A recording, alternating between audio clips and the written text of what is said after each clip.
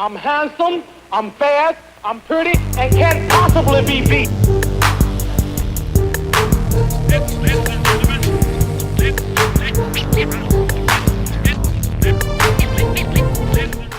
They know it.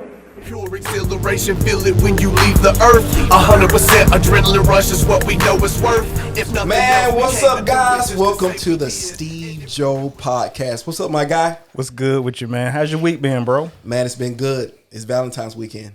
Boy, you got the flowers and the candy for your wife? I ain't got nothing yet. Here's what we're gonna do though. After we leave the podcast, I'm actually going to take all my family out to dinner because I got 3 girls, my beautiful wife. Happy Valentine's Day, babe.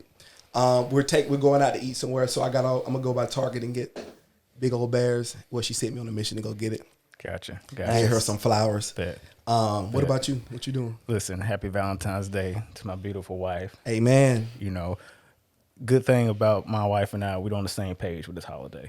So she doesn't expect much. You know, I cook, do my usual thing, but I show my affection and love to my wife every single day of the week. You a husband, huh? I don't need the card companies. Oh, you want to see? I see where you dipping at. To tell me we ain't gonna go to when to celebrate my wife. But listen. There's been a lot of debate about goats in the world. A lot of debate about goats. But before we get started, we can have 2 goats in the building. Yes, sir. I mean 2 goats. 2 guys I look to. 2 guys I met about 7 years ago. I think I met you guys about 7-8 years ago. Young buck coming up in the game in corporate America. Met these 2 cats, Tapley and I met Tap first. So let me go there. I met this guy Tap. Rail cut my hair first. No, Rail or Henny. Who cut my hair first? I can't remember. I think it was Henny. Henny, yeah. And you was in the other shop. And man, we used to just come in there and chop it up like this. Tap always had good energy. We kind of grew that relationship from there. I followed his journey throughout, incredible journey, which is why he's sitting here on the SteveJoe Podcast. But followed that journey. Then amongst meeting Tap, I met this brilliant, forward thinking, just shrewd businessman. One of the smartest guys I've ever met in my entire life. And I wanted to have these guys on because the perspective they have and the achievements and the way that they are intertwined with their community and all the things that they do. I've never met 2 humble, successful guys. Man, I wanted to introduce to y'all Mr. Shawn Tapley and Mark Moore. How y'all doing today? Doing great, thank you. Thank you for that beautiful introduction. Yeah, man. I don't know where to go with that. I feel like we owe him some money. Well, no, we do owe him. We owe him more money than we already gave him. Right. For that one. Wow. But y'all, so we're gonna do this. We're gonna start with the sports. Okay. We're gonna start with let's do the Super Bowl recap. I want to go with you, Mark. What did you think about this Super Bowl, man? What's your thoughts on it? Man, honestly, man, it was a lot of laundry on the field in that first half. It was I thought the colors was red and white. It seemed like it was a lot of yellow on that field. I mean, I don't know, but upon further research, I did find out that the lady referee, I'm happy to have a woman referee in the game. Don't go there. First one. I found out that she named her son Brady. Don't go there. So that was Don't go there. Her son's name is Brady. This is something else. Her son's name is Brady after Tom Brady. I think he's 4 or 5 years old. You think it's something to that? I don't know, but it's just a weird coincidence. It feels different. I saw a lot of third and 7s, 3rd and 8s that the defense makes a stop and a flag mysteriously appears. I saw it all over the first half. What do you think, Tap? Before the game, I knew that Tom Brady was the GOAT of quarterbacks. After the game, I'm more positive that he is the best player to ever put on a football uniform. Wow. Do you think? Hold on, Joe. Do you think Tom Brady's the GOAT He is of football? He is the greatest quarterback to ever play the sport of football. Yes. I don't think he's the best player to ever play football. He's not the best player. I think that belongs to me. I think that belongs to Jerry Rice. I never played the sport of football. I lean on you to your expertise. And I'll say this because it's conceivable that Patrick Mahomes could win 7 Super Bowls with his play, what he's able to do. We'll never see 7 Super Bowls. We may never, but I'm saying it's conceivable. It is not conceivable for another receiver to reach 22,985 yards. I disagree with that. Larry Fitzgerald. The way they're throwing the ball now? But they're throwing it across the field. They're not just throwing it to one receiver. It's not one receiver dominant. You on football teams now, you normally on the Cowboys, which we're going to talk about in a minute.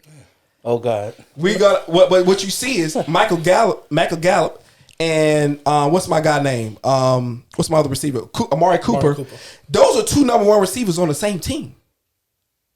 So what I'm saying is it'll never be a time to where there's a focal point on one guy. So you're saying the likelihood of a quarterback winning 7 Super Bowls is greater than we're having somebody duplicating Jerry Rice's career? I think it's too far out of reach. I think Larry Fitzgerald is at 17,000 yards, and the next guy's like at 8,000 to 10,000 yards, and all of them guys retired. Is what I'm saying is you will never catch that. He won, but Jerry Rice also won 4 Super Bowls, 2 different quarterbacks as well. Do you understand how hard it is to get to that many Super Bowls, let alone win that I'll many give you Super that, Bowls? but Jerry Rice does have the hardware too as well. Play in the NFL for 20 plus seasons. Right. What's the average career span of an NFL player? To me, I think it's just a harder feat. If you're talking about players, I think when you talk about championships, you have to talk about it's a team game, and there's a lot that goes into winning a Super Bowl. Tom Brady's a big part of it. That's what I'm saying. But if you're talking about individually as a player, I don't know. Mark, do you think that Tom Brady's the greatest football player or just quarterback? I think using the barometer that most sports fan uses, you'll have to say Tom Brady. The challenge with that is you negate instantaneously all of the defensive players. Like for me, it's Lawrence Taylor. That's what I was about to say. So if we are going to use that barometer about championships and yards and pass, there will never be a defensive player that we could talk about as being the greatest player in the game. So then, do we talk about the GOAT of the game or the GOAT of their position or just the GOAT? It's a wide span. So are you saying it's difficult to measure? Absolutely. Yeah. And before I go, because I definitely want to comment on that, Tap, I know you want to say something. Absolutely. The reason I said that I feel like Tom Brady is the greatest player to put on a football uniform, I believe that Tom Brady is better at his position than any other player has ever been at their position. I like that. I like what you're saying. The gap between number 2 behind Tom Brady is greater than any other position of number 2. I saw you bring up Deion Sanders. Yeah, there's a lot of speculation. You had. You got Champ Bailey, you got Patrick Peterson, you got a lot of people who was not Deion, but the gap is closer than the number 2. Revis was closest. He got the closest. Gerald Green. So who's your number 2 quarterback? Who would you Sherman? say? Stop it. Sherman, not Sherman. Stop. Joe Montana. He's a zone corner. It's okay. Joe Montana is probably the most overrated quarterback on the list. Whoa, and I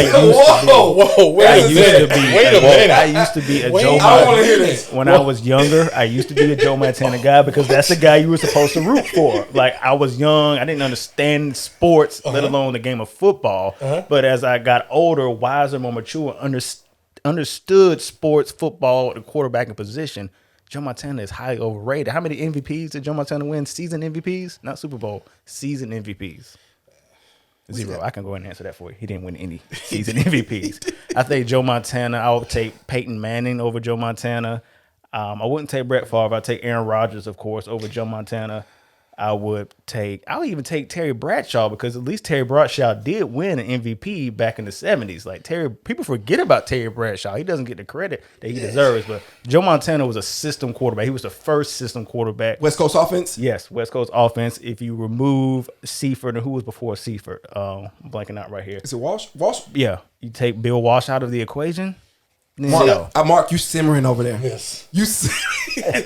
I used to be a Joe Montana guy. That was a mouthful right there. That was a mouthful. That's a lot. That was. But if you start talking about Jerry Rice being one of the greatest receivers. That was his words. Joe Montana. But Jerry Rice played with Rich Gannon and he played with Steve Young. Yeah, but most of those numbers came from Joe Montana. They did. I don't agree with him, by the way, though. No one's taking Jerry Rice. I don't agree with him. So no one's taking Jerry Rice over Randy Moss. Or T.O. Not talent-wise. I'm just talking about career achievement. I'm not talking about ability. That's 2 different things. We're talking about what they did on the field. Whether T.O. was better, whether Randy, and T.O. is personally my favorite football player of all time, but I'm just talking about achievement in terms of numbers, if that's what a barometer is. But bringing it back to Brady, I like Tap's point where Brady's career accomplishments are not even done yet. The totality, he is so far ahead of the number 2 guy in comparison to any other position. I like that argument. I never looked at it or framed it that way, so I do like that. I don't know. I think Brady. I think he and as much as we don't want to say it, Brady did benefit from the Patriot way as well. He helped create it. I'll give you that. But Belichick was a big part of that. This too, Super as well. Bowl removed No, all of that. I think you can't remove Yes, 20 years. You off of one can't year. remove 20. That is so unfair. You can't remove 20 I think years. that's the narrative. It doesn't make it the truth. It just makes it a narrative. You can't remove 20 years. I agree with that. But this Super Bowl, how he won and how he constructed this team. Bill Belichick might get him one. Then what we're going to say then? You know what? Because it's only been 1 year. And let's be clear, the Bucs team was good last year. And that's what Winston I was just going to threw- say. He just threw 30 interceptions. If you cut down on 15 of them, we might be having the same conversation because let's be clear. Yep. That Buccaneers defense is the real deal. It's the leadership. Not taken away from it's Brady. the mindset I'll give you that. Brady brings to a locker give room. you that. man. Were, It's the were we confidence. saying that about the Bucks last year? No, but we were saying not talking when about Tom that. when Tom Brady went to the Bucks, we were saying that was one of the main reasons think- why he went to the Bucks. Mike Evans, Chris Mm-hmm. Godwin, Bray, They had OJ Howard. potential. No. It was a little bit better than potential. They had potential. They was missing one piece. Yeah. A quarterback that could manage the game. All Tom Brady did was manage. Are we going to forget what he That's did not for the all first Tom 8, Brady 9? does. Hold on. Well, that's all he did in the Super Bowl. He managed the No, Super Bowl. that's not. I He can't. managed. I can't agree with you on He that. managed. I think he did. let Tom him Brady manage. raises he the did- level yeah, of listen, all the Tom Brady's players. a GOAT. I'm This not is saying why- that. He's a GOAT. This is why I'm agreeing with that. when you said Belichick, Tom Brady, players are not trying to break their neck to go play with Belichick. They will break their neck to go play with Tom Brady. Of course, there's been a lot of players They wanna that play with with Belichick, though. Okay. So let me ask our guest this, because I think it's established. I mean, I like your argument. My only thing, and I like your argument too, is it's difficult in football to compare position to position because It is. all positions Of are course. so different and so unique. So I'm not going to argue with anyone who says that Tom Brady is the greatest football player of all time. But I broached this subject last episode. Okay. And I said we will start seeing the narrative out there in which we saw it all. We did. Fox, We did. ESPN at the beginning. We did. Let me get your opinion, fellas. Is Tom Brady now the GOAT of all team sports? They have elevated him over LeBron James, which nobody had LeBron in that category anyway, but they've even elevated him over the great Michael Jordan. How do you all feel? Steve, I want to get your take too. Okay. Start, I guess. Is Tom Brady now the GOAT of all team sports? No. Why? First and foremost, Tom Brady plays a team sport. You got athletes like Serena Williams, That's good. Tiger Woods. That's good. These are individual athletes. Their names are very rarely even mentioned in the greatest of all time. When you're talking about a guy that plays a team sport, Tom Brady doesn't win that Super Bowl if Todd Bowles is not the defense coordinator and their defense doesn't do what they do to Patrick Mahomes and KC. Correct. Serena Williams wins every championship by herself. Period. No win. No if and no buts about it. And again, all of the singular athletes that have reached those benchmarks have done those by Ali. themselves. Ali, those type of people are standalone athletes. And then when we start talking about the Jordans, Tom Brady has lost in the chip. He's lost. I knew that was He has lost. Come on. I mean, if we're going to talk about it, he lost to the Giants to name one, just so that we could put it out there. With that year they was undefeated, we just ruined that party for him. But no. So what I'm saying is, when you start in team sports, you start comparing it. As much as the Jordan LeBron debate comes up, Jordan has never lost when the chip was on the line. So you would rather lose in the second round if you supporting an athlete than getting to the championship? I just want to clarify that because that's what it sounds like you're saying. So it's more of an accomplishment to lose in the second round prior to getting all the way to the championship. If we're comparing Jordan to Brady, Brady has lost in the playoffs too. Yeah. But just to answer that. But however, yes, if I'm going to lose, I'd rather lose before I get to the big dance. Because once I get to the big dance, it's only one way out, and that's a W. Because now you're on the main stage, and the world is watching. When you're in the playoffs, it's other teams in the playoffs. It's team in the Eastern Conference and the Western Conference. And Yeah, people paying attention, but that main stage, that finals, it's only one stage. I respect, man. It's his tape. It's his tape. Tap.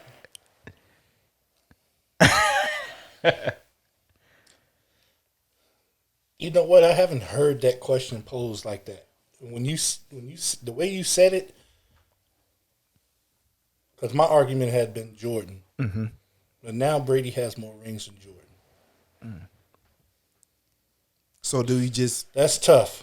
So just because, because he got more I rings. need more time. I need you to bring me back on the podcast later, and I can answer that. He wants to wait to see what the paid sports announcers say first. Tap Bayless. That's a tough question. He is Tap Bayless. I mean, that's a good question. Clearly. Is there a? Oh, well, hold on. Before I go to there, I want to get Go ahead. Steve. No, because I mean, you've been quiet all week on this, bro, and I know you've been quiet for a reason. So let me get your take on this. I think being the GOAT encompasses more than just a sport. I think you have to resonate with people in such a way. Now, Tom Brady does resonate with certain people. Not gonna go there. We're gonna go there. Hey. But somebody like Ali and Jordan, even those that hated them, just had to marvel at them. I will give Tom Brady this factor, and this what makes him. He has his own deal. Everybody roots against Tom Brady. When the take anything out of the picture, just football fans. When you see the Patriots playing, people root against him. Yeah. So he has an aura about him. I think he's in a room. He's in the room with Jordan. Okay. He's in the room with LeBron. He's in the room now. With Ali. He's in that room with Tiger Woods. Let's just keep it in the realm of He's team in the room. sports. Let's keep it in the Mayweather realm of team too. sports. Do you feel like, now Steve broached it, do you feel like there is an agenda behind this sudden push for Tom Brady being the GOAT of all American team sports? I'm not saying there is. I'm not saying there isn't. I want to ask you guys first. Is this an agenda?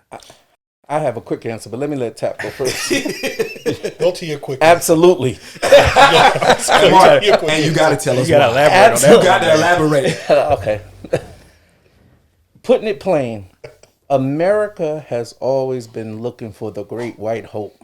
Again, it's the narrative. And sometimes I watch NFL games with my TV on mute because the announcers feed it to the public. Because, perfect instance, Tom Brady could throw a pass and it'll be a terrible pass. Mike Evans goes up and make an amazing catch. And they'll be like, oh, look at the pass Tom Brady made. What? This man just did a backflip and jumped over two defenders and caught the ball. And you're talking about Tom Brady? Because it makes the white man more powerful than the black man again.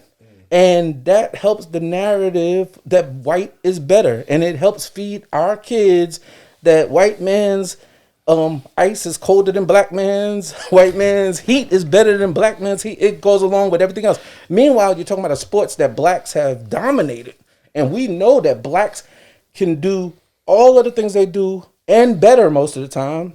So it creates this whole narrative. Now, white people are even owning sports. Look at Tom Brady. He's better than all of them. Mm-hmm. And if you don't get out of here with that foolishness.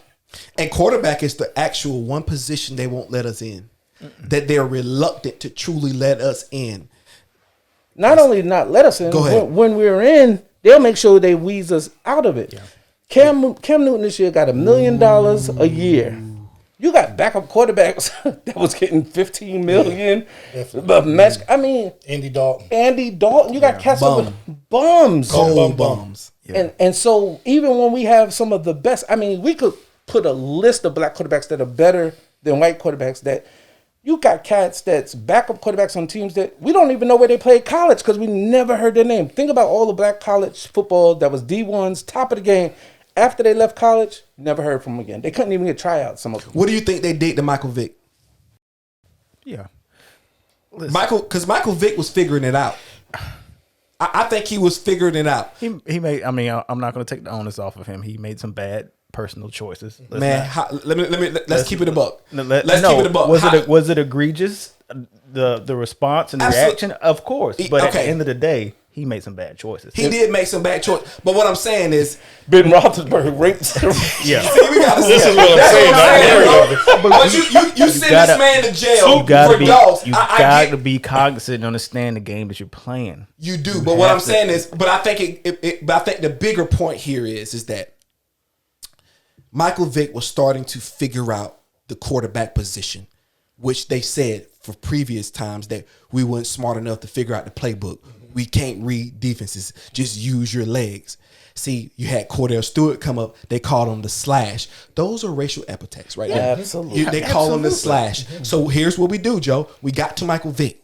Michael Vick could flick it. Michael Vick could run. Michael Vick could read defense. Michael Vick. The only reason why Michael Vick was even any discrepancies in this game because he was enjoying Atlanta a little bit too much. Yeah. But you remember this? Well, you remember it was the Michael Vick's experience. He couldn't read took- defenses that well, Steve. And you're going a little bit too much.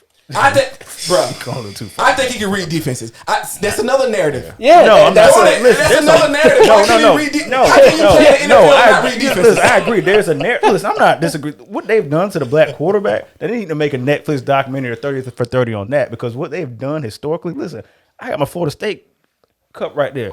Charlie Ward never got to play in the Heisman. NFL. He was a That's Heisman. crazy. Could you imagine if that happened today? Like this has been going on. And he was a pocket passer. a pocket passer. Warren Moon. People don't realize They he had sent to him go to to the Canada. CFL first. 8 years, right? Yes. Yeah.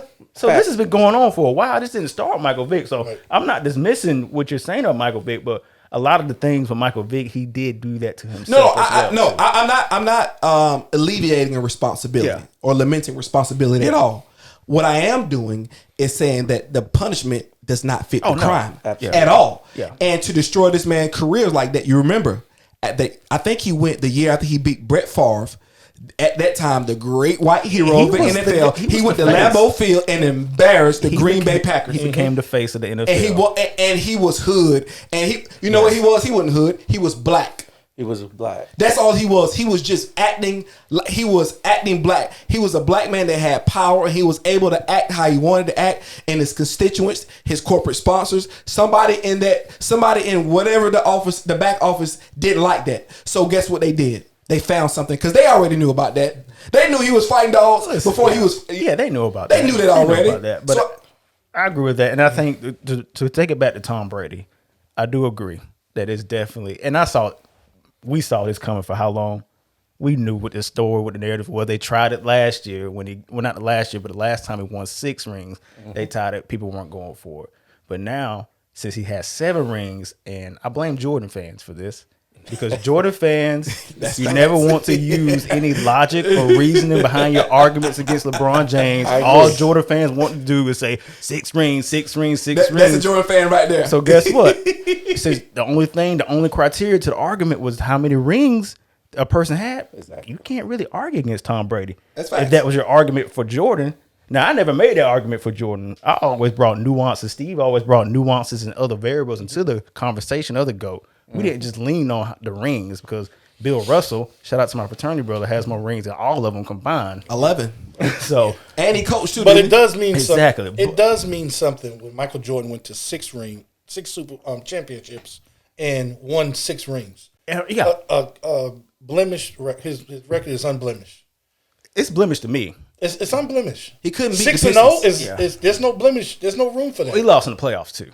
I think LeBron. You can lose in the playoffs. I'm saying when you get to the big dance and you're 6 and 0, LeBron's been there 10 times. Amazing. I know. 10 Amazing. times. That's crazy. He's Somebody only won said 4 that too. times. GOAT James. Okay, if your child came home with a test grade of 40%, would you acknowledge? I mean, would you give him a pat on the back for that? How are we celebrating? That's not even mediocrity. That's not even 50%. That's 40%. With that comparison, if my child came home with a grade of 40% and had no books to work with to learn, here we go. broken down computers, and still made it to the final exam, that was a major accomplishment before they even took the test. That's He did it facts. once. They did, He did that once. several times. He did that once. And so He had players. we have to look at the totality. That's why I've never been the ring only guy. I think there are variables that we need to put into the formula to get the real Mature. That's a mature conversation. Absolutely. Not outlandish like my guy Tap. Because That's then we not got outlandish. I like Why what is you that said. outlandish? I like what you said. That's a mature conversation. I think I think it's such an easy conversation to have because I think deep down in the Jordan fan psyche, they know that's the only argument that they do have. good. That's good. Because Did you just clone yourself? That's good. Is that That's even good. possible? Steve, that's you just Steve. cloned That's yourself? good, bro. It's the truth. Yeah. He's telling the truth. I don't know what to This tell you, is Tap. nuts. and I think that's what and Brady and LeBron's careers, I didn't realize how similar They are. were. So I was saying I don't have an argument to give my answer. No, Tom Brady is not the GOAT of all team sports. I think that argument is absolutely weak and ridiculous. I'm not even gonna give it energy because, like you said, Steve, when you talk about the GOAT of team sports, I'm thinking things outside of the sport. Like Brady is not even in the same room. It's down to two guys, team sports. It's Michael Jordan and LeBron James. Those are the two individuals in this conversation. I don't even think, and no knock against a football player. Football is such a unique sport within itself. I just don't think you can put a football player inside of that argument because Brady is on the sidelines when his defense is on the field. Brady relies on his offensive lineman. That's Brady good. That's relies good. on his wide receivers to catch the ball. That's good. In basketball, it's on you. It's on LeBron. You It's on exposed. Jordan. It's on Larry Bird. Any legend you want to name, it's on you. You are that guy. So I don't even think, I think that's such an easy argument for someone to have to put a football player. Once again, they don't even have to do as much work to get put in that conversation. It's such a, I saw it coming, so we're not even going to entertain that. But I don't have a beef with Brady being called the greatest quarterback of all time or the greatest football player of all time. So let's go here. So we got quarterbacks moving around now. In particular, I'm a little Cowboy fan too. And then we got a big Cowboy fan, so I got to give my guy Tap some love. Man, what do you think about your Cowboys this year, man? Our Cowboys this year. Do you want to keep Dak? And do you think y'all will keep them? Here's the better question. Will Dak be a Cowboy come the fall? I really like Dak a lot. But I like the Cowboys more. He said that one up. So what are you saying? I'm saying if we can get another quarterback in there that can get us to where we need to be, I would part with it. This might be an unpopular take. If we had an opportunity to get Russell Wilson, You want who? I want Carson Wentz. you're losing me, Steve. No You're cap. losing me. No You cap. are losing me. Listen. You can have him. Please take him. I am As a Giant fan. No, let me tell you why. I was saying Russell Wilson. No, I wasn't saying. I don't think we'll get Russ. I think we can get Carson. Let me tell you why. I think Carson, he has all the talent. He has everything you need. Arm talent. He can do it all. He can move in the pocket, subtle movements in the pocket. He can step up in the pocket. He can make throws from each sideline to sideline. He can throw it down the field. The thing that happened to Carson Wentz was Nick Foles. When Nick Foles won that Super Bowl, you remember sports is played 90% mental, 10% physical. When Nick Foles won that championship, the way he won it against who he won it against Brady, that set. It was unreachable for him to be anything in that organization anymore. That's a great point. Nick Foles had become the folklore, the folk hero. And we all know quarterbacks got the biggest egos on the field. They want to be the hero. They want to be the Captain America. You know that's what he wants. But he could never get that. So every failure, even if they made the NFC Championship game, Nick Foles won a Super Bowl. Even if he was perfect, but they lost on the last second from a defense fault, Nick Foles won a Super Bowl. That would always be lingering. So I think you get him out of that situation. You get him into a situation that believes in him. Get him a good offensive coordinator, Mike McCarthy. I still think he can call plays. You get him in that system, and I think that he flourished. And I think, once again, y'all might not like this, but I'm going to look into the camera and say it. The Cowboys going to win the Super Bowl. Come on. Yeah, we hear that every year. Guaranteed we're going to hear that from Cow. That's the problem. They just summed up two problems with the Cowboy fans. Tap goes and looks seriously and says, I like Dak, but I like the Cowboys better. Jerry Jones done did us some good. He a good old master. He done did us good. And then Don't go there. Don't go. Yeah, okay. Don't go there. All right. No. Don't broach that. Dun.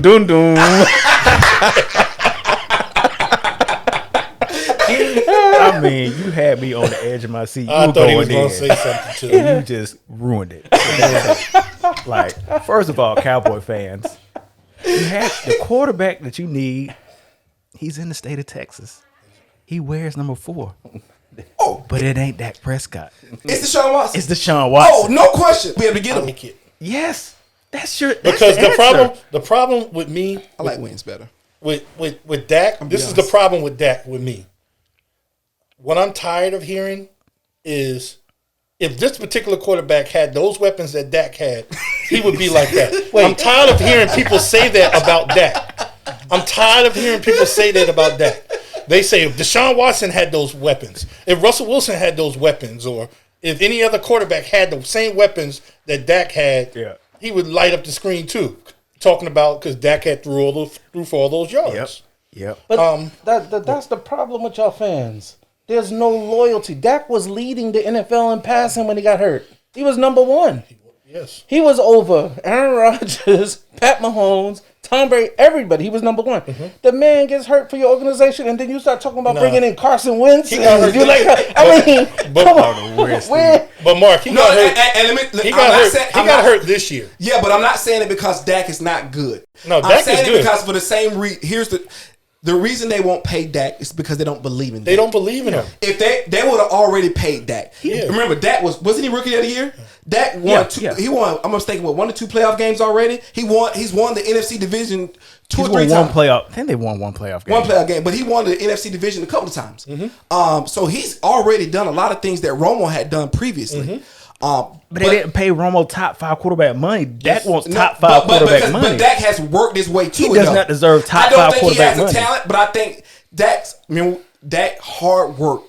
He works so hard. He's so disciplined. He's such a team guy. Great leader. That sometimes now you can see his deficiencies at the end of the game. I'll give you that. You can see him holding the ball too long. You can see him inaccurate with a lot of throws to the sideline. Sometimes he's throwing short on long balls. I'll give you that. Dak is not the supreme talent, which is why he went in the 4th round. But Steve, you understand this more than anyone. You know the NFL is a salary cap driven league. Absolutely. You cannot tie up that much money into one position, especially the quarterback, if you're not confident that he's not going to give you Aaron Rodgers results, Russell Wilson results, Patrick Mahomes, Deshaun Watson results. 4-13. Go ahead. He's not that guy. That was his result. Do you see what he's working with? That's the worst. And Carson Wentz is working with the same thing. That's the worst franchise in sports. That makes the 2001 Clippers look like the 98 Bulls. That's how dysfunctional the Houston Texans are. They're bad. I'm just kidding. Come on now. They make the Knicks look like a stellar organization. Right. That's how dysfunctional they are. Like the Houston Texans. Uh-oh. I got out of that camp a while ago, so I saw we're not the same old Knicks. So let's do this. So we got these 2 GOATs here, and they're here for a reason, not just to talk sports, because they be saying anything sometimes, especially Tap. We could have just did that on our own. Clearly. But listen, we got 2 GOATs here, two owners, and I want to talk about these guys. And I said a little bit in my introduction. I've watched these guys build a literal empire. I watched Tap become one of the best barbers in Charlotte, if not the nation.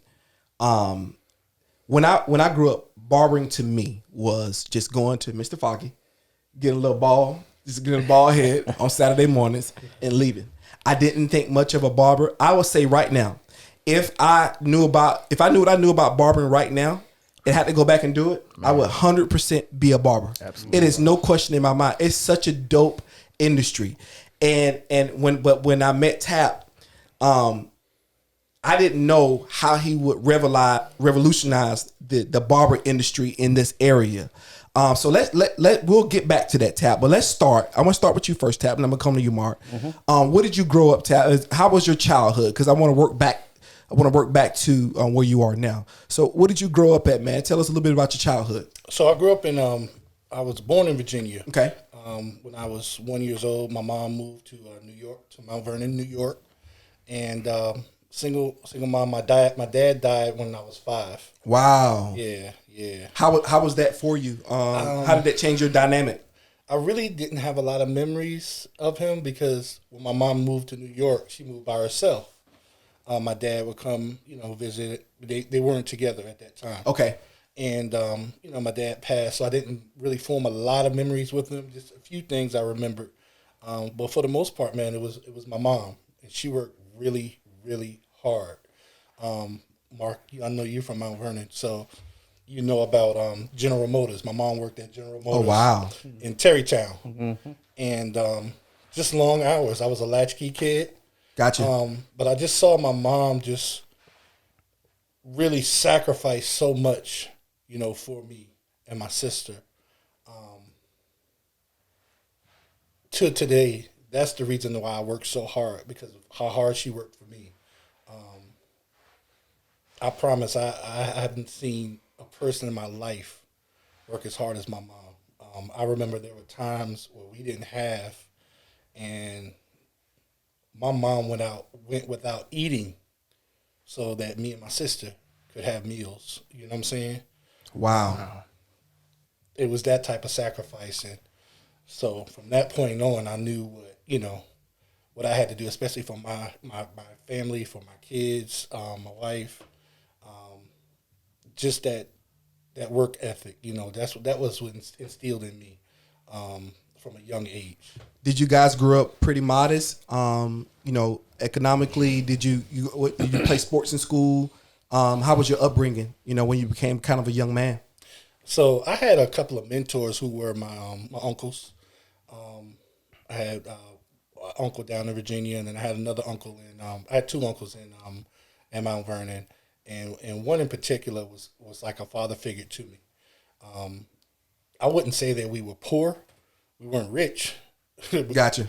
But my mom worked so hard, so I couldn't realize that we didn't have something. So she never, anything that, within reason that me and my sister wanted, she would work hard to make sure that we had it, within reason. Of course. So it was that type of upbringing. She raised us to be honest, to treat people with love, to look at someone's character, and judge them based off of that. The area that I grew up in, I wasn't really surrounded by too many white people at all. I really didn't see any white people. That's interesting. Yeah. So it was a big. When we moved down to North Carolina, it was a big culture shock because I went to I played football. Okay. And what position you play? I played outside linebacker. Oh, you play? Okay. Yeah, you was a linebacker backer. That was little tap. I bet people was going to the residence on you. Stop. Get him out. Stop. Kill him. How they say it now? I bet penguin feet, little boy. You can't hit nobody. Hey, how they say it? Google me. Listen, I ain't mad at you, my guy. So I went to college in Greensboro. I went to a Quaker school, Guilford College. Really? Yeah. So just imagine the culture shock from coming. So you went from seeing no white people to seeing like everyday white people. Right. The only black people that I was around was on the football team. Did that change your kind of your awareness, your outlook on life? Absolutely, because I only had the stereotypes of what white people were like. I actually got an opportunity to have some friends who, and we had some really good talks. You know what I'm saying? And we were honest, and that's one thing. That's why I love football. Gotcha. Football is that sport that you can get people from all walks of lives, and y'all can really have those tough conversations, and it's a brotherhood at the end of the day. Yeah. You know what I'm saying? It didn't seem on the football field like the racism in society. On the football field, but once you get off that football field, a dub. You got to live life. So tell me, how did you get from football? So you graduated, obviously college. You graduated college. Mm-hmm. How did you get into barbering? What did that come from? That's a funny story. So I had a really good barber in New York. Okay. A really good barber in New York.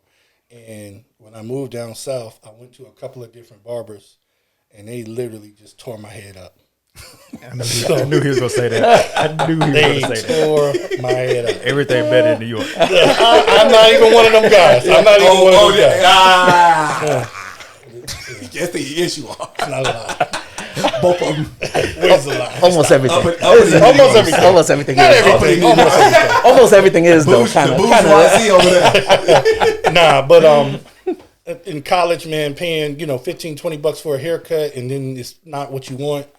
That was a lot. So I went to I'll never forget. I went to Walmart and I got a pair of clippers, and I started working on myself. And I got crazy. I got a little bit better at working on myself. Then I started cutting my roommate's hair.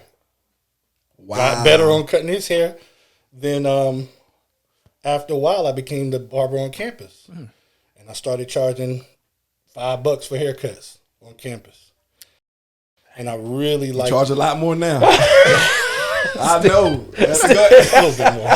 Things have I got a little changed. more experience. A little more experience. You done up that price a lot. You better know it. But I graduated with a degree in criminal justice. Okay. I started working as soon as I got out of school with juvenile justice, probation, and parole. But I started looking at those salaries and where they plateaued at, and I wasn't really feeling it. And then I remember going to church one Sunday, and I heard a pastor preach a message about the will of God for your life. Okay. And it was basically whatever you love to do. And in fact, if you love it so much, you would do it for free. What would that be? And I was thinking, I was like, what do I love? What do I really love? And I would do it for free. And I thought about it. I was like, barbering, cutting hair. So I literally had to humble myself back down. I went to barber school. It was a trip because, me being a college graduate, having to go to barber school, half of the guys in there could barely even read.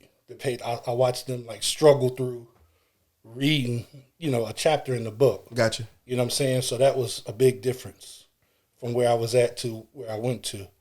But I got my barber's degree, and I haven't had another job since then. So I'm gonna stay right there with you. Now I want to go back to the beginning with you. Where did you grow up at, Mark?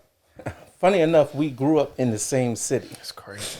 That is And crazy. It's the 4 square miles. Money y'all on know Mount each other? Vernon. Did y'all know each other? Google it, baby. It's Google it. with all the stuff. It's a 4 square miles. Celebrities go. I think Kobe, my boy Kobe from there too. Mount Vernon is it's a suburb of New York City. You know Kobe. You know Kobe? Okay. Yeah. Crazy. Yeah, it's a Shout out to suburb. It's a suburb of New York City, but 20-25 minutes from the city, but literally 4 square miles. Mm-hmm. I grew up there. I'm the youngest of 4 boys. My mom is a single mom too. Wow. Unlike him, they wasn't poor. I got all 3 of my older brothers are all pastors, preachers, and they like to say it. We were so poor we couldn't afford the OR on poor, so we was poor. We was poor. We grew up in the hood. Single mom. My dad was living in the same town. We would see him, but he wasn't part of the rearing process. Great guy, had a heart the size of Texas, would do anything. All we had to do is ask. But on a daily, it was my mother working that job with 4 boys. My oldest brother would look after the younger would look after him, and it was just whoever the latchkey kids would be stay outside and play. Lights come on, be back in the house, fix yourself a sandwich, and put it down because mom was out there trying to make that money.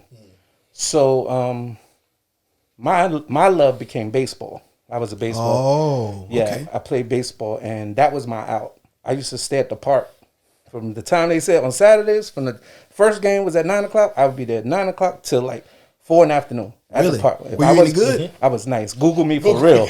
I don't know what he told me. Y'all athletes. Anyone from New York, not good. Facts. No, that's true though. Just hip-hop. No, that's true. But no, so that was my love. That was what I loved to do. And my brother that was right above me was really good in baseball. So in 9th grade, he had scouts looking at him to go to the pros and stuff. He graduated in 11th grade and went and played D1 baseball. Center field started. Day 1 on the field. That's crazy. But he probably should have stayed at school another year. In high school, he probably would have really did something. Did you want to go further playing baseball? Did you have any aspirations? Absolutely, because I was in 8th grade and I was in JV. Me and one of my other dudes was the only 2 JV that got played in JV, and then in 9th grade I played varsity. I just didn't at that time want to put the dedication he was putting in to see what it was really going to take to go to that next level. So I learned right around maybe my 11th year of high school that take that back. Nothing. My first year in college, went to State University in New York at Farmingdale. They knew that I was coming. First day of practice, they told me practice was at 6 o'clock in the morning. I made a mistake, fresh on campus, stayed out late, like till 2 or 3 o'clock in the morning. Went to practice at 6 o'clock, half sleep. The first baseball they threw at me, my eyes half closed, hit me in my head. Boom! I walked off the field, went back to my dorm, got back in the bed, and that was the end of my baseball career.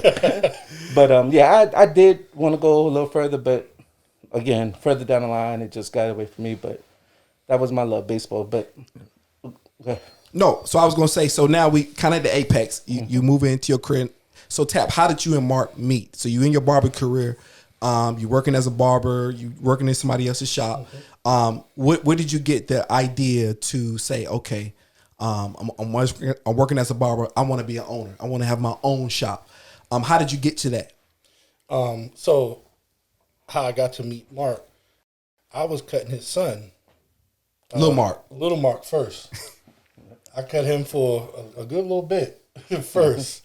And then, Mark came on over, and then I guess he used his son. No, you cut his hair twice. Twice? Yeah, twice. Okay, I cut his hair twice. He used his son as a guinea pig. He used his son as a guinea pig for me to cut him. Let me tell you the story, because Tap got his memory on certain things gets foggy. Steve, when he wants to remember stuff, he remembers it really crystal clear, like Tap 20 years ago. Anything. So what happened was Tap was cutting in a salon that had ladies there. So back then, when I first moved to Charlotte, I had a record company, a gospel record company. Come on, God. So, yeah. Look at God. Yeah, look at Hallelujah. Praise him. So I used to travel a lot. Okay. And this time I was in Chicago, and my wife and my son was meeting me in Chicago, flying out. And so the guy, I used to take Mark with me to the barbershop that I was always going to. But this day, my wife went to get her hair, and Tap was in there, and she asked Tap, do you mind cutting his hair? Tap was like, sure. Never saw a dollar that he didn't like. So he That also is correct. So he cut my son's hair, and when I picked him up at the airport, I was like, yo, who cut his hair? And she was like, the guy in Teresa's shop cut his hair. I was like, whoa, that joint is dope.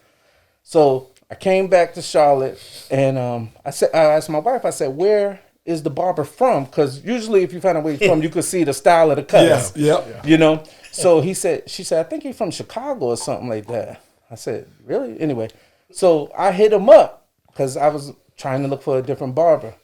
And I made an appointment with him, and he cut my hair. He did it pretty much exactly like I wanted, and that was history. So it was really my wife that found him. Really? Real So quick. how did you guys decide to so what was the conversation like when you guys decided to go into business, and how did the opportunity present itself? So to be honest with you, I really hadn't envisioned opening my own shop. I worked in a shop at that time. I had been cutting Mark's hair for a little bit, and I was interested into just investing into the shop that I was already working at. Hopefully that person would open up another shop that, I can put some money in, Of course, and I can be an owner on that route. Mark came to me, and I guess he saw how I was consistent, and I interacted with the other barbers in there, and he was like, man, you ever thought about getting your own shop? And I was like, well, no, not really. And then he was just like, I think you should. And he was just, we just, from there, decided, to partner up and open up a shop. You want to add something to that? Yeah, no, that's pretty much the details of it. It was about a 8 to 9 year span. Tap was at one barbershop, then he went to another shop. Okay. And I'm kind of like, I have been a serial entrepreneur. I've been out of corporate America since I was like 25, 26 years old. Talk about that a little bit. Sure. I used to be in the management and accounting department at a company called 9X in New York. It's the telephone company. It's the Bell South of New York, or the AT&T of New York. And I was doing accounting, and then the company was doing a merger, and they was trying to get some of the older people out of the company, 55 and over, been with the company 25 years, because they had longevity. They wanted to get them out, and they was offering them buyouts, corporate buyouts. I was with the company for about 3 years at the time, maybe 4, and I went to my boss and I was like, can I take a buyout? And it was like, you 25, 26 years old, what you talking about? I said, you're offering it, can I take the buyout? So it was like, yeah, sure, it's not age related. So I took the buyout and I then went into being an entrepreneur and tried to double down. And where did you get that confidence? Because it takes a lot of moxie. Yeah. It takes a lot of balls to at 20. I know how I was thinking at 25 and 26. Corporate America, just get out of college. I need this job. I need to look a certain way. And back then, even you're a little bit older than I am, the dependency on corporate America and black men not actually in that space really standing on their own like that was a difficult thing back then. So how did you muster up the courage and what did you see vision wise? To be honest with you, you're right. And like when I went home and told my wife, she was like, "What?" I mean, you was married when you freshly married. Oh, that's a risk. Freshly married, and getting ready to have a daughter. Like it was like she was like, "Are you sure?" Like it was definitely that kind of thing. But when you ask, where did I get the confidence? I would honestly have to say I don't know because it was a major risk. I had a great job as far as what everybody had seen. I was in corporate America, best benefits, young, and my trajectory was great because I was a manager at that age, and the next thing was assistant vice president. So corporate America, you on your way, you know, going out to all that. But I learned sitting in those cubicles in those offices that wasn't where I wanted to be always, because what would happen is you would do a great job, make the company a lot of money, and you would get that 3 to 4% every year, and your cost of living raise, and that was it for you. Yeah. That was your ceiling. Yeah. So they was going to control that. And so when I saw that opportunity, I said, listen, I could always come back to this, but I just have a good feeling that I need to be doing something different, and that was the start of it. And so bringing it back to Tap, when we became business partners, I had no interest in the barbershop game at all. But honestly, I tell people this all the time. I watched Tap for like 8 years, maybe a little bit more. Every shop Tap was in, he was the first one there and the last one there. And he was the best barber. I mean, within reason, it wasn't like he was night and day better than all the barbers. He cold-blooded though. In my opinion, he was the best barber in all of those shops, but he was working the hardest. And his work ethic never changed over all of those years. He was still there consistent. These days, these cats come cut hair 2 hours, 3 hours, they out. And I keep saying to some of the more seasoned barbers, like, yo, where is their grind? They have no grind like that. This dude was grind. He still does grind like that. And so when the thought came, part of, for me, entrepreneurship is fulfilling a need. And I used to see that there was no upscale men's barbershops where men could go and that could be their environment. Absolutely. And be comfortable and people not cussing at each other and they could that's their vibe. And I didn't see that really here. And so the thought process came, and then I watched that for a little longer, and that's when I presented to him. I was like, yo, you ever thought about owning your own shop? And he was like, nah. I was like, yo, let's have some dialogue about it. And then over a matter of a couple months, he was like, yo, let's do it. And again, because he is such a great innovator and leader in that field, everything else was easy because it was easy to get people to come on board because they was watching what he was and what he does. And one thing I can say is since we've been in business together, we have a little motto that we talk about with each other. Sometimes we make decisions and people think we're stupid because we losing on those decisions. But our motto is, you may not always agree with our decision, but at the end of the day, we know we're going to be fair to you. It's good. And as long as we're fair to you, even if we lose, and a lot of times we lose. A lot of times. But we could sleep at night knowing, yo, we was fair to that person. We was fair to that person. And oftentimes those people have come back to us because whatever they went to do didn't work. But because we knew we was fair, we knew it would be long-term relationships built. That's good because the integrity in business can take you further than anything. Absolutely. And I think that drew me. That keeps me coming back. Because Tap is my barber, and you can talk about this, Tap, but I'll tell you my experience. I have grown as a man coming to that shop. We have a men's meeting, which I can't wait to be featured on a podcast, but Tap started a men's meeting, which kind of was been a part of this too as well, how this podcast got going. I was able to realize my gifts and talents and the things I'm able to do from that men's meeting, from that barbershop, because what Tap does is, man, if you want to find somebody who can galvanize people and bring, if you want to find a plug or a connection to people, look no further than Tap. Tap, what made you, to my eyes, take barbering, not just cutting, but you do so many different things. Talk about all the ventures you do as a barber. Let people know what you do. Walk us through that. I want to start from the point of when we first got together in terms of going into business together. We were in a particular shop, and then I actually was the manager of that shop at that time. Okay. And I let the owner of that shop know that, listen, I'm going to open up my own shop. I'll be out of here in a month. So I want to give you like a month notice so you can replace me. He was like, cool. Came back to me the next day. You know what? On second thought, you can go ahead and leave in 2 weeks. Wow. And I've never been a problem. I've never been anything but an asset to that person. Yeah. Right? So, I took it on the chin and I was like, all right, well, cool.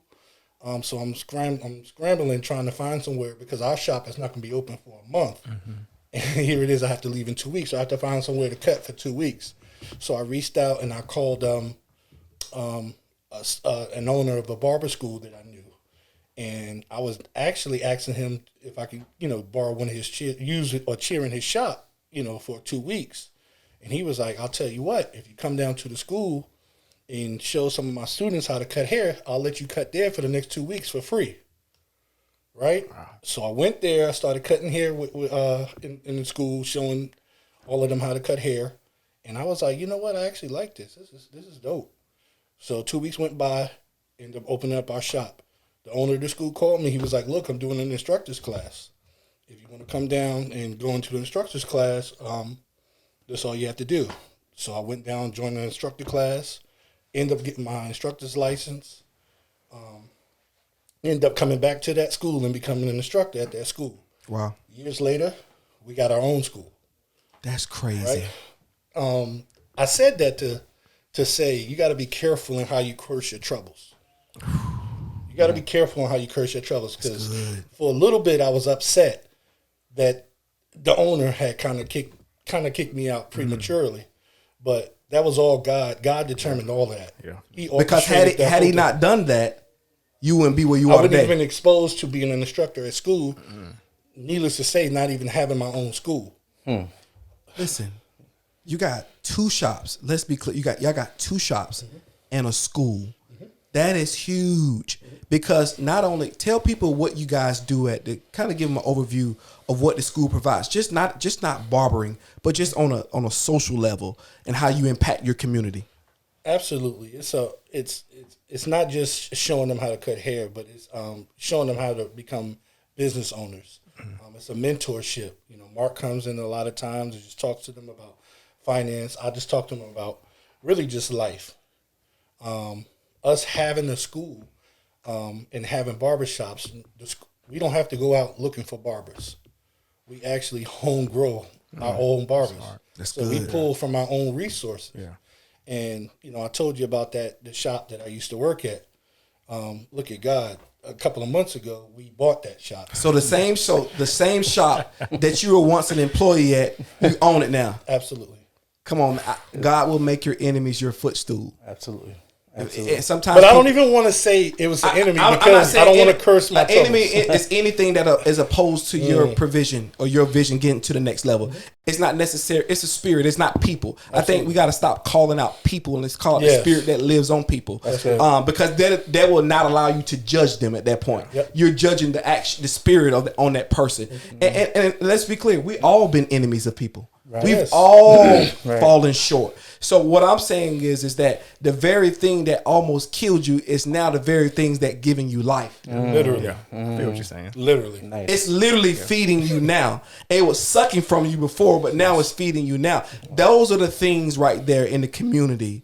And watching you, Mark, I want to go here with you in the community. And I want to go to the subject too as well. You can keep intertwining with the barber, because I want to get your commentary on this. Sure. We've had a meeting with police reform, and we had some cops over, and I have my thoughts on it. We tried to do it, But it didn't go quite like we thought it was. So we'll come back to the reform. What's your perspective on police brutality in the world, and what is a solution? Let's talk solution. First of all, my perspective is that it's horrible. It's despicable. It's terrible as a parent to a 20-year-old who just turned 20. Well, he'll turn 20 tomorrow. Black young boy, to tell him you can't get your windows tinted to the level that you want them to because these cats out here will kill you. I'm talking about the police. I ain't talking about the gangs. I ain't talking about nothing like that. So to answer your question directly, the police brutality is beyond words. And my personal philosophy is, back in the 50s and the 60s, the KKK used to wear white sheets. Now they traded them in for badges. They wearing badges, robes, lawyers, senators. Wow. Anytime, presidents. I know you're talking about the police, but anytime black folk. we talk, how about that? How about that? Listen. But it's just as a parent to be so nervous to say, yo, if you get pulled over by the police, it's like just survive that incident. Whatever it is, 3 minutes, 4 minutes, that's that small fragment of time in your life. Survive that and we'll get through anything else. And, the millennials like to call it respectability politics because we should not have to listen to them degrade us and follow every command and all of that because that falls into the line of that. But I tell them, whatever you want to call it, let's just get past that. We could hire lawyers to sue them after that. But I don't want to see your name as a hashtag. Right. So to answer your question, I think it's horrible what's going on with police brutality. And to answer, how do you change it? I think one voice turns into two voices, turns into four voices, and we have to change it eventually through legislation. It's not marching. We've been marching since early 60s, and white people know we get tired of marching. After a while, the shoes, your feet get tired. People got to go back to work and everything like that. But I think ultimate change comes through legislation. Joe, you got a son. What do you plan on having that conversation with your son? You can go with you two next my time. father is an attorney. My brother's an attorney, so we've always been well versed in the law. My parents didn't have that conversation with me. So I honestly, it's something that my wife and I are going to have a conversation with. I don't ever want to, this is a slippery slope. I don't want to make sure I articulate my words correctly. Sometimes you can have conversations that you can unintentionally put inferiority into a young person's psyche. What do you mean? Elaborate. So, I never felt afraid or inferior when it came to police, and certain animals, I hate to use that, can sense fear. They can sense it. They can smell it. Bullies, I should say. And if they sense it, they can smell it, they're going to attack you. And I never had that pheromone, that scent come off of me. I don't get afraid when police are around. I know there are racist police out there. I know what police do. One of my best friends is a high-ranking law enforcement official. I had him on, and I'm telling it, and I apologize. I love you, bro. I had him on me and my wife's podcast. It went horrible. He gave us an inside peek on how they really feel about us. It's bad. We don't even know how bad it is. It is bad. He basically said, yes, we do racially profile. Facts. But to your point, though, the smell of fear, that's true. Yeah. But George Floyd didn't fear. Fidel Castro didn't fear. They knew their rights.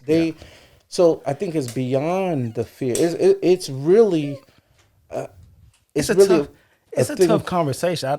I don't know, and I can only go off of my personal experience. Sure. Because one thing my father did tell me, because he's in law, if you ever get pulled over by police, call me, like right then and there.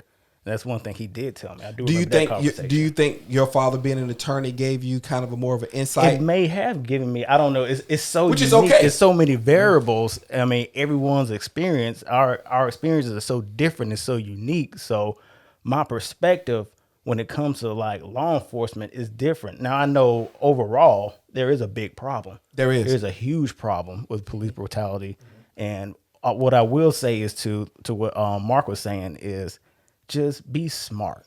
This is not your time. If you get put in that situation, that position, this is not your time to prove how tough you are. Because, buddy, you ain't going to win. You're not. Just be smart. Be confident, know the law. But, I mean, I don't know what I'm going to do with Jackson because it's sticky. I think I don't know. I'm not the right person. I'll say this, Tap. So you go ahead and I'll go after you, Tap. But are you going to talk to your sons? You gonna have that conversation with them, and what's your perspective on this? And I understand what he was saying, but I definitely understand what Mark is saying. And it sucks to have to, as a man, as a father, have to tell your child to swallow their pride. You know what I mean? Yep. Any other area you want to empower them, you want them to go. Yep. But because of racism and the police brutality, you have to almost condition your child to dumb itself down to get out of that particular situation and then handle it later at another time. Yeah. We shouldn't have to do that, but we do. And that's all honesty. Until we get these laws changed, until there's some new legislation, we got to do, at the end of the day, I feel like I want my child home. Yeah. I have a 4-year-old. I have to talk to him about, I'm dreading, hopefully things by the time he gets of age, it's changed by then. Hopefully, I'm cautiously optimistic. Optimistic. Hopefully things will change. And I don't think things are working out just fine. For that's what it was built. The system was built to do what it's doing. Exactly. So it's working out fine. The system. We need a new system. It's just don't work out for us. Not the right way. It's fine, but not for us. But the system is working. It's doing just fine. And I'll come back to you for a second, Joe. With this, and I'll say for me. Let me say this first. When the cops get behind me, my heart sinks to the ground. And I hate that. I hate that. Sinks to the floor. And it goes to, and this is an important part that black people don't have, representation. Here's if you heard what you said, and that's powerful. My father's an attorney, and the first thing he says that's it, is call me. Call me. You know who I got to call? I don't know. And I don't know who to call when I'm in those situations. You better call. I have no powerful friends to call, because when the person who knows the law is powerful, he can speak the language. We all speak different languages, and law is a language. Facts. And if you can't speak it and you don't know it, I don't care how much you think you know the law, because there's been people who's been smart shot down. Facts. Eric Garner, people, Tamir Rice. The list goes on and on and on and on and on, and even names that don't make the news. Right. Those names that don't make the news. So we don't have representation in our community, which makes police brutality continue to rise and continue to take on different forms. And those instances, those were instances where the camera was on. Yeah, video. Absolutely. I don't know how many. Lord knows if they cut the camera off. Yeah. How many that have they not recorded? And the thing about it is, the bigger problem to those scenarios, how many of those police officers have been convicted?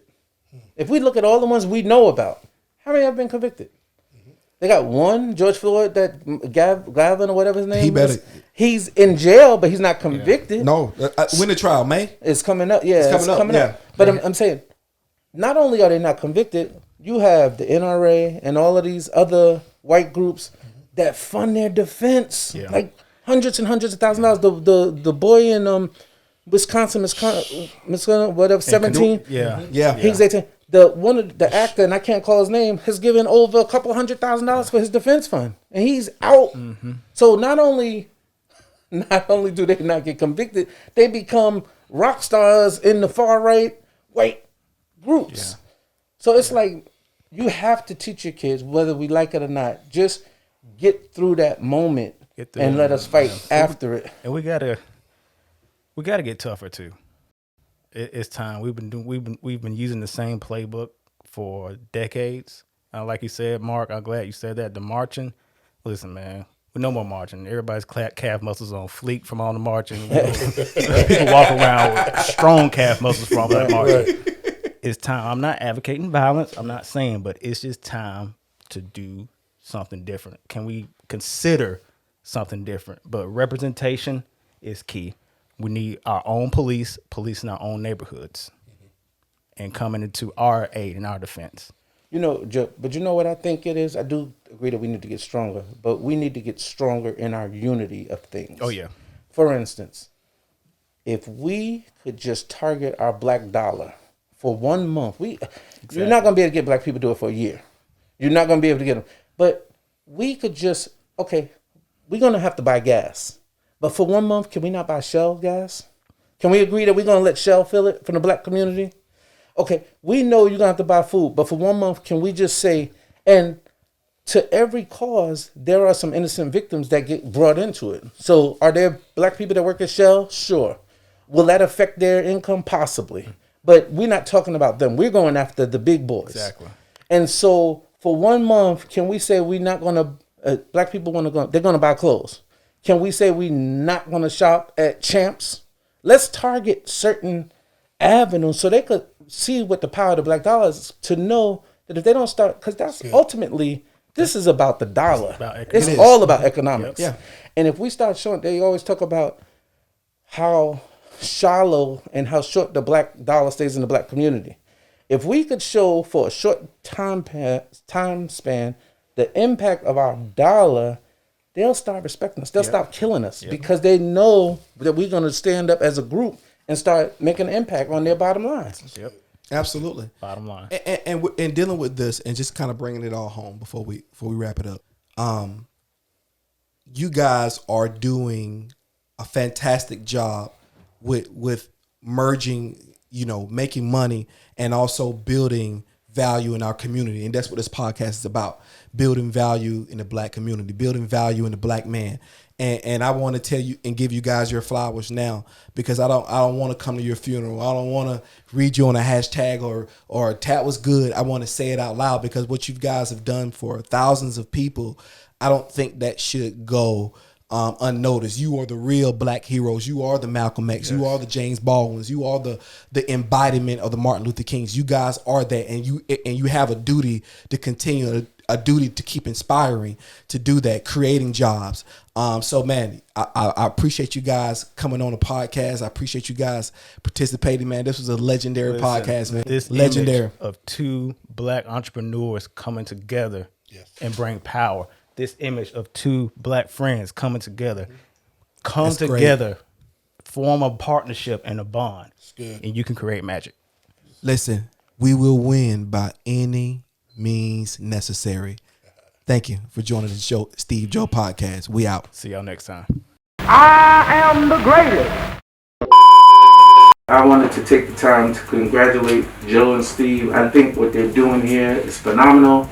Two brothers getting together to make magic happen, to get messages out there, that there are people out there that are doing positive things. They are perfect examples. They're not only talking the talk, but they're walking the walk, coming together and saying, let's make this happen. And I just want to speak for myself and say congratulations to you guys. And anytime we could help you, anytime you need locations, whatever, we're here to support you, help you. Anytime we can help give you content, although Joe, I know, Steve has all the content. Steve got that part covered. No, it makes me feel really proud. There wasn't nothing when tapping. I talking about nothing I wouldn't have done to be here to support you guys, because this is powerful, bro. And we wish you all the best. And any way we can help you, we're there for you guys. Yeah, and I just want to chime in. This is like my first time meeting you, man, and I just want to talk about your energy, man. It was really good. It was really good energy, and it made me feel more comfortable having conversations with you guys. I'm sure Mark feels the same way. But Steve, I've already seen this in you a long time ago. You know, a lot of times you narrate our men's groups. So this is only the inevitable. And I think it's even greater to come for you guys. And I think you guys are in your vein, man. I'm proud of this show, man. So Yes, sir. I done watched all your episodes already. So I'm excited, man, to see where this grows to. And So we can say we was there. We was there in the beginning. When the fellas was we can say, yo, we was there on February 13th. We was there. Check us out. Yeah, no doubt. It's recorded, man. The SteveJoe Podcast. Yes, sir. Absolutely. Coming at you. All right. Pure exhilaration, feel it when you leave the earth. 100% adrenaline rush is what we know it's worth. If nothing else, we came to do it just to say we did. And if we do it, let them know that we